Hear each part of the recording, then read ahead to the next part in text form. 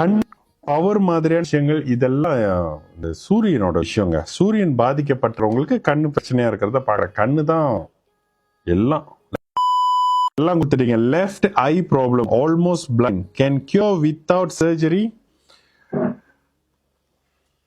கண் பவர் மாதிரியான விஷயங்கள் இதெல்லாம் இந்த சூரியனோட விஷயங்க. சூரியன் பாதிக்கப்பட்டவங்களுக்கு கண்ணு பிரச்சனையா இருக்கிறத பார்க்க கண்ணு தான் எல்லாம் 91 இதுக்கு 6-8 தசாபுத்தி அமைப்பு. சர்ஜரிக்கு செவ்வாய் வந்துருவாரு. 5:30 கொடுக்குறீங்களே, துல்லியமா இருக்குமா? எவ்வளவு பெரிய எக்ஸ்பர்ட்டா இருந்தாலும் நேரத்தை நீங்க சரியா கொடுக்கலன்னா, இப்ப எனக்கு ஏதோ கொஞ்சம் அக்கறை இருக்குன்றனால நின்னுக்குன்னு என்னன்னு கேட்பேன். என்கிட்ட பேசுறவங்களுக்கு தெரியும், பேசினவங்கிட்ட அது அப்படித்தான்.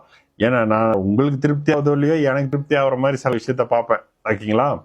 அப்ப என்ன, நேரம் ரொம்ப முக்கியம். ஆல்மோஸ்ட் கண்ணுமா, இதுதான் ஜோசியத்தோட ஒரு விஷயம். நான் சொல்றேன் சூரியன் வந்து பாதிக்கப்பட்டிருந்த அந்த அமைப்புகள் இருக்கும்னு.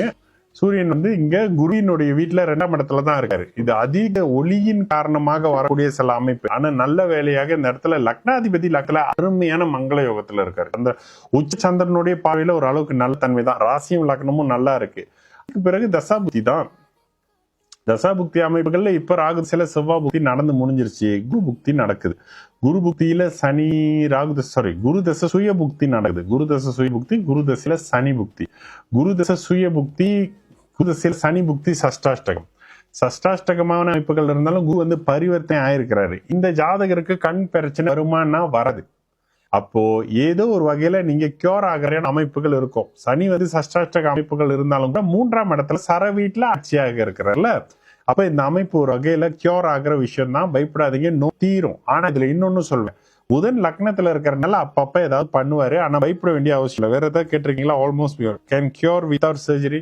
சர்ஜரி இல்லாம பண்ணணும் கேட்டீங்கன்னா, சர்ஜரி இல்லாம பண்ண முடியுமா? இப்போ கேது முடிஞ்சு சுக்ரன் 12ஆம் இடத்துல இருக்கிறாரு. சூரியன் ஜூலைல ஆகஸ்ட்குள்ள ஏதாவது விஷயம் மறுபடியும் வருமா? ஜூலைல இருந்து ஆகஸ்ட். ஆனா அது கூட மோசமா வராது.